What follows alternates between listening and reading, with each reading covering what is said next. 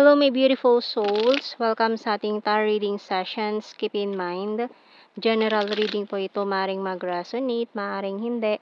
Kunin niyo na lang po kung para sa inyo and leave the rest. Maaaring mag-shift the energies or magkabaliktad ang sitwasyon. Kaya kayo na pong bahala kung saan kayo nakalugar sa reading natin, okay?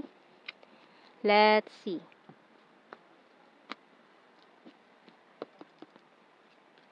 First card. Tower card na naman. Ako. Ay, Three of Swords. Ano ba yan? Mga cards na yan. We have here the Emperor and Four of Wands. Six of Cups. The Queen of Cups. Knight of Swords and the Lovers. Bottom card natin, Knight of Wands. So, meron tayong dalawang kabalyero dito. Dalawang knight na action card. Itong taong ito ay maaaring naging cause ng heartache mo before with these two cards natin, Tower and the Three of Swords. So, this person is missing you. Ayan. So, namimiss ka nitong taong ito. Gusto niyang tumakbo para puntahan ka, makipag-usap sa'yo. So, we have mga specific signs dito ng Gemini and strong Aries energy. Ayan. So, tingnan muna natin anong mga signs and symbol cards natin for this reading.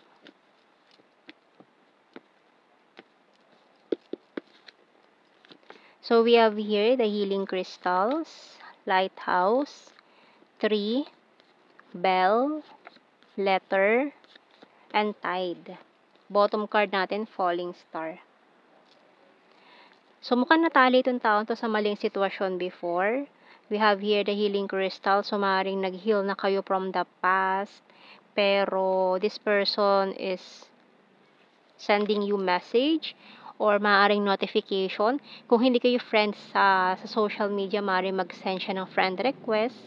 Or kung friends naman kayo, mag-like siya or mag-comment sa post mo. And then, a message sa messenger or kung saan man, call, text, message, ganyan. And, tingnan natin anong message ng Archangel. So, maaaring itong taong ito ay naliwanagan na din sa mga nangyari before, sa mga pagkakamali niya, sa connection nyo. So, Moon Cycles by Archangel Haniel. Notice how the moon affects your energy and manifestations and capitalize upon these cycles. Okay. So, mukhang very emotional tong pag-uusap niyo nitong taong to. Maring may magkaiyakan pa, ganyan, maglabas na mga saloobin. And tingnan natin sa mga tarot messages, oracle cards. Feeling betrayed. So, mukhang may ginawa itong taong to na hindi maganda before, na maaaring nag-cause ng tower card natin siyan. Betrayal. Crying over you, feeling lost. Pero tingnan mo naman ngayon ang nangyari dyan.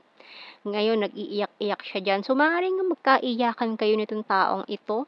Once na mag-usap kayo ulit. Ayan. And, can I call you? Ayan, talagang makikipag-usap yan. Sending message. Tapos, tatawag sa'yo or notification. So, we ever being defensive. I'm proud of you. I want to marry you someday. You're my wish come true.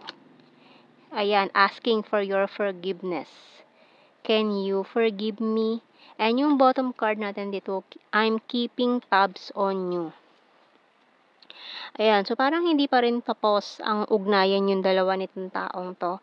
So, tingnan pa natin more messages. Ating the hidden truth, oracle cards. Can't stop thinking about you.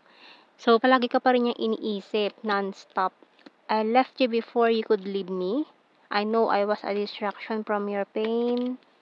I'm afraid to contact you. Pero natakot pa siya kausapin ka, tumawag sa'yo, makipag-usap, mag-send ng message. And I will wait. So, naghihintay pa siya. I will wait for a sign from you. Maring go signal na pwede na siyang tumawag, pwede na siyang magparamdam, mga ganyan. I left and I saw you with someone. I wish I could share my good news with you. And I don't react when people mention you. So, yung bottom card natin, I regret lying to you. Ayan, may mga lying energy dyan. Ito, feeling yung mga betrayal energy at yung mga kasinungalingan na nangyari before. So, katay ng initials, letter U. Pwedeng initials ng pangalan nyo or anything na pwedeng mabuo na words na connected sa inyo.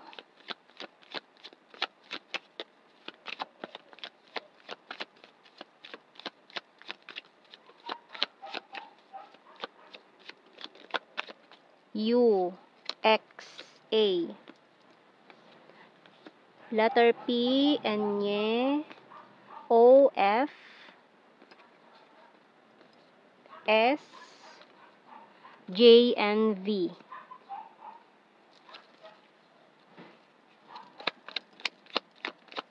Letter T, L, true love.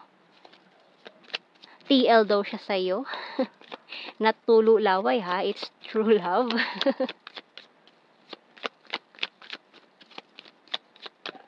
And N, ayan, N. N yung bottom card, letter Q. Okay, so let's see. Kuha tayo ng blue card. We have here runner. So, ayan yung mga tumakbo. Mga tumakbo dati. And all strings attached. And understanding. So, kailangan lang daw niya ng konting pang-unawa. Mga ganyan. Diba? So, tingnan natin sa general signs and messages natin dito. Keywords na lang ha. Hindi na natin kailangan i-explain to. Kasi alam niyo na yan. Ayan, very basic naman mga meanings niyan. So, we have here, wow, lagi lumalabas. Ang twin flame energy. February. Fantastic friend, soulmate. So, may mga nangialam pa na mga plastic persons dyan. Sweet. Ayan, may mga ka-flirt pang iba. Sagittarius and Scorpio. September and quiet person. Capricorn and another runner. Ang hilig tumakbo nito ah. Runner. Parehas so. So we have here fire sign, Aries, Leo, Sag, divine feminine. Kaya pala mahilig tumakbo, athletic. Ayan, runner. So we have here Gemini, North PH, ex-lover, November City, overthinker, food lover, number 7, Visayas, trustworthy, December, travel, and skin tag. Kuha pa tayo isa. Amazing! So, ayan ang ating reading, my beautiful souls. Thank you for watching. Take care and God bless. See you in our next reading, guys. Bye-bye.